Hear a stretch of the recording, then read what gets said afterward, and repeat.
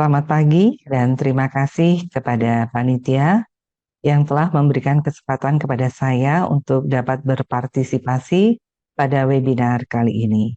Pada kesempatan ini saya akan membawakan beberapa kasus kegawat daruratan pada anak yang kami temukan di Rumah Sakit Umum Pusat Prof. Ngurah Denpasar.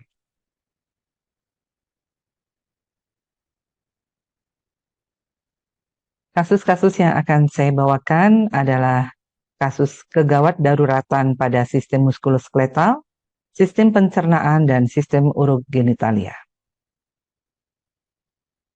Sebagai kasus yang pertama adalah kasus kegawat daruratan anak pada sistem muskuloskeletal.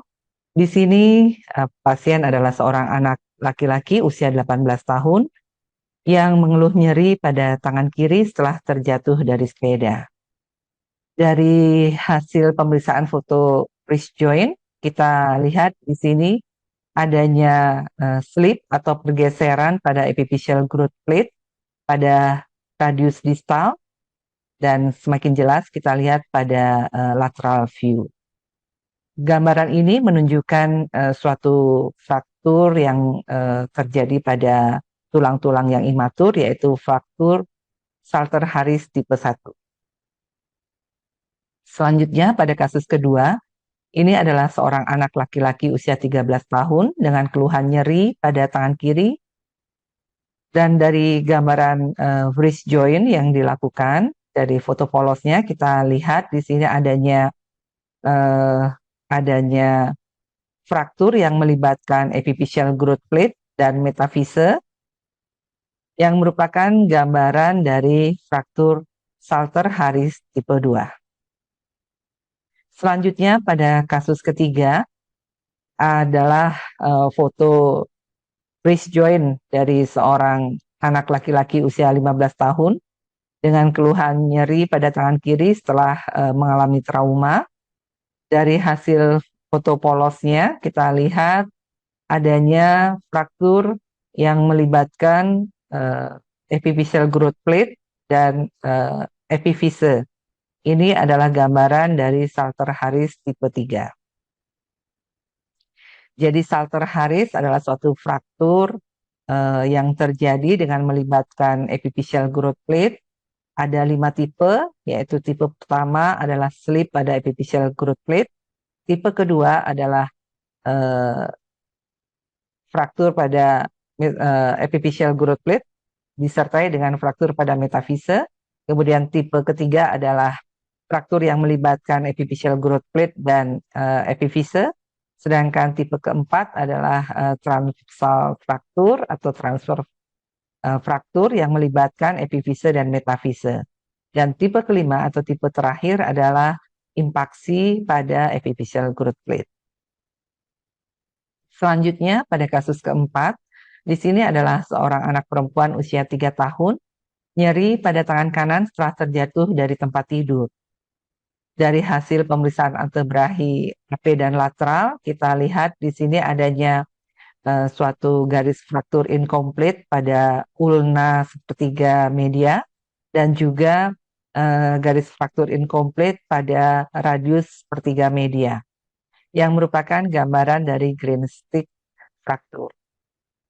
Green stick fraktur adalah suatu fraktur incomplete pada tulang panjang yang terjadi pada anak-anak terutama di bawah usia 10 tahun. Lokasi tersering adalah pada mid diaphyse, pada antebrachi dan ekstremitas bawah. Dapat terjadi karena trauma tidak langsung, yaitu trauma pada saat tangan yang terentang atau trauma langsung pada tangan. Selanjutnya adalah kasus kegawat daruratan anak pada sistem pencernaan. Kasus pertama adalah seorang anak perempuan usia 11 tahun dengan keluhan nyeri perut hilang timbul yang memberat disertai dengan mual muntah serta BAB berlendir dan berwarna kemerahan, atau yang biasa kita kenal red pharyngeal stool. Nah, pada hasil pemeriksaan foto polos abdomen, kita lihat adanya dilatasi pada sistema kolon dan sebagian usus halus dengan gambaran coil spring.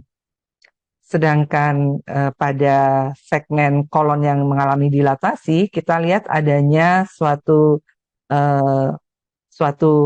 opasitas yang berbentuk bulat oval pada intralumen yang dicurigai sebagai suatu massa intralumen.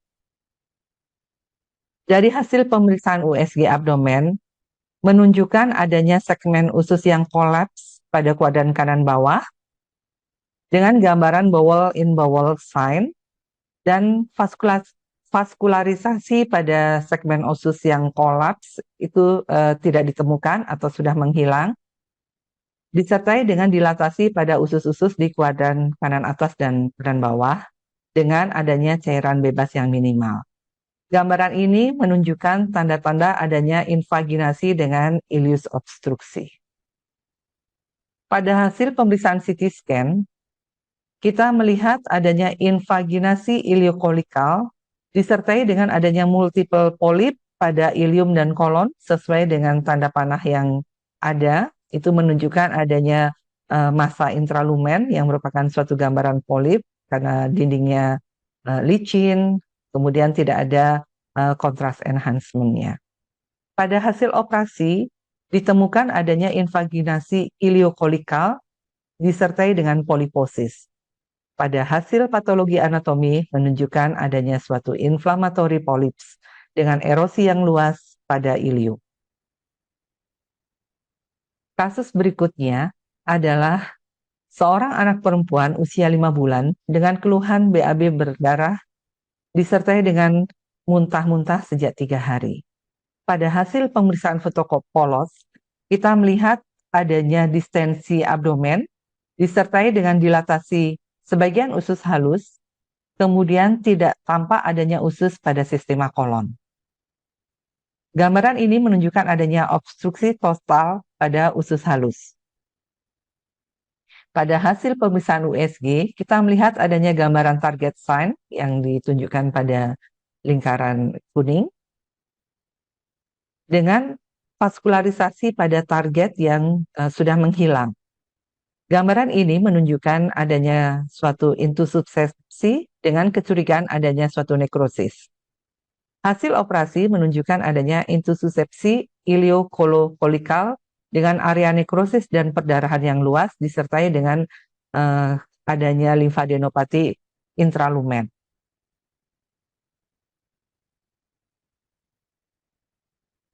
Penyebab-penyebab intusubsepsi pada anak-anak adalah sebagian besar tidak diketahui. Ada dicurigai dari beberapa penelitian adanya keterlibatan dari infeksi virus, kemudian adanya lead point atau Meckel diverticulum seperti pada kasus pertama yang kita temukan tadi. Kemudian pada dewasa yang paling sering adalah adanya tumor atau polip, kemudian adanya proses adesi, adanya post tindakan surgery sebelumnya, terutama surgery pada gastrointestinal, atau adanya kasus-kasus peradangan pada usus seperti Crohn disease. Selanjutnya, kasus ketiga, seorang anak laki-laki usia 11 tahun dengan keluhan perut yang membesar dan sakit, tidak bisa buang air besar lebih dari 1 minggu. Pada hasil pemeriksaan fotopolos abdomen, kita lihat adanya distensi abdomen dengan dilatasi seluruh sistema kolon disertai dengan gambaran Mottlet sign. Gambaran ini menunjukkan adanya total obstruksi pada kolon dengan retensi fekal yang prominent. Dilakukan kemudian pemeriksaan kontras enema. Di sini kita lihat adanya pemeriksaan kontras sudah mengisi sistema kolon di daerah rektum hingga kolon descendent, dan kita melihat adanya jarak antara anus dengan segmen kontras terdistal itu lebih dari 4 cm, kemudian dilatasi rektum hingga kolon descendent dengan transitional zone yang berbentuk abrupt, kemudian rectosigmoid index yang kurang dari 1, disertai irregularitas pada mukosa kolon. Pada post evakuasi kontras setelah 24 jam, yaitu pada foto yang sebelah kanan, kita masih melihat adanya retensi kontras Semua temuan di atas menyokong gambaran Hirschsprung disease yang tipe short segment. Pada hasil patologi anatomi dengan biopsi pada rectus sigmoid, ditemukan tidak tampak gambaran struktur ganglion pada sediaan. Hirschsprung disease ditandai dengan adanya aganglionosis di kolon distal dan rektum oleh karena adanya kegagalan neuroblas untuk bermigrasi atau adanya degenerasi neuroblas pada segmen yang sudah bermigrasi. Penyebab tersering dari obstruksi kolon pada neonatus adalah Hirschsprung disease, yaitu lebih dari 15 hingga 20%. Dan angka kejadian pada anak laki-laki lebih besar dari anak perempuan. Secara anatomis, Hirschsprung disease dibagi menjadi 4 tipe, yaitu tipe pertama adalah short segment. Ini merupakan kelainan yang paling banyak ditemukan, kurang lebih 75%, yaitu adanya aganglionosis di daerah rektum dan sigmoid distal.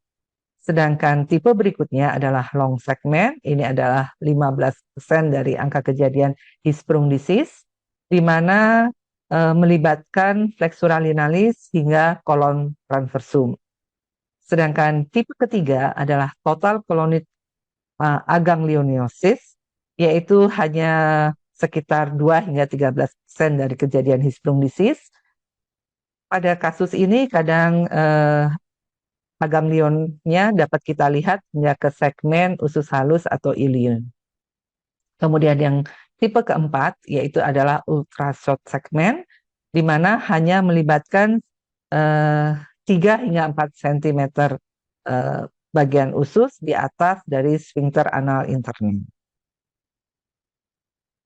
Selanjutnya, kasus keempat adalah seorang anak laki-laki usia 1 bulan dengan keluhan yang selalu muntah setiap menyusu sejak lahir. Dari hasil pemeriksaan foto abdomen AP, kita lihat adanya single bubble sign disertai dengan gambaran caterpillar sign yang menunjukkan tanda-tanda adanya partial gastric outlet obstruction karena masih tampak adanya udara usus pada segmen distal dari gaster. Selanjutnya dilakukan upper GI study pada pasien tersebut. Kemudian kita dapatkan di sini gambaran string sign yang ditunjukkan oleh anak panah kuning, di mana merupakan suatu garis tipis pada pylorus, kanalis pylorik. Kemudian juga kita lihat adanya big sign dan shoulder sign. Nah, gambaran-gambaran ini adalah gambaran yang kita sering temukan pada kasus-kasus dengan hypertrophic pyloric stenosis. Dari hasil pemeriksaan USG pada pasien ini, kita melihat adanya penebalan dari musculus pylorus dengan ukuran 0,63, yaitu lebih dari 0,3 cm. Kemudian juga kita lihat panjang pylorus yang terukur sepanjang 1,66 cm, yaitu lebih dari 1,5 cm.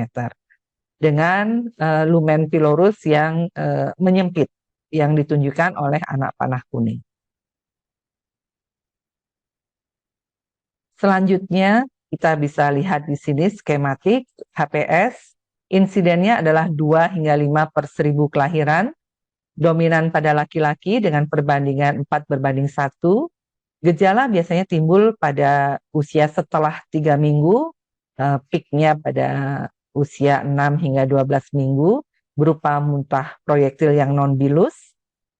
Pada pemeriksaan fisik, kita akan temukan adanya massa pada kuadran kanan atas yang berbentuk olive. Pada pemeriksaan USG, kita akan menemukan beberapa tanda, yaitu adanya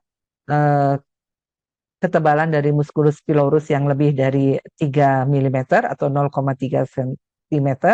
Kemudian panjang musculus pylorusnya juga memanjang lebih dari 15 mm atau 1,5 cm. Kemudian adanya gambaran antral nipple sign, adanya gambaran cervix sign dan target sign sama dengan hasil pemeriksaan USG pada pasien yang kita lakukan sebelumnya. Selanjutnya adalah kasus kegawat daruratan anak pada sistem urogenital. Di sini seorang anak laki-laki usia 13 tahun dengan keluhan bengkak pada buah pelir kanan. Selama beberapa hari sebelumnya, pasien terlihat berjalan pincang. Pasien tidak ada riwayat demam. Pada hasil pemeriksaan USG skrotum, kita lihat adanya pembesaran ukuran testis kanan dengan ekostruktur yang heterogen dengan vaskularisasi intratestis yang menghilang.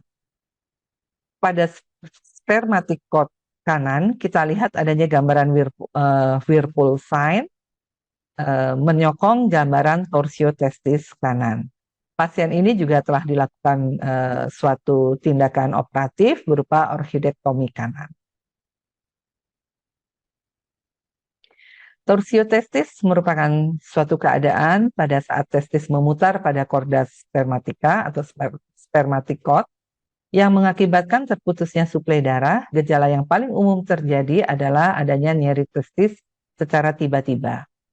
USG merupakan modalitas pilihan untuk mengevaluasi struktur testis dan juga kondisi vaskularisasinya.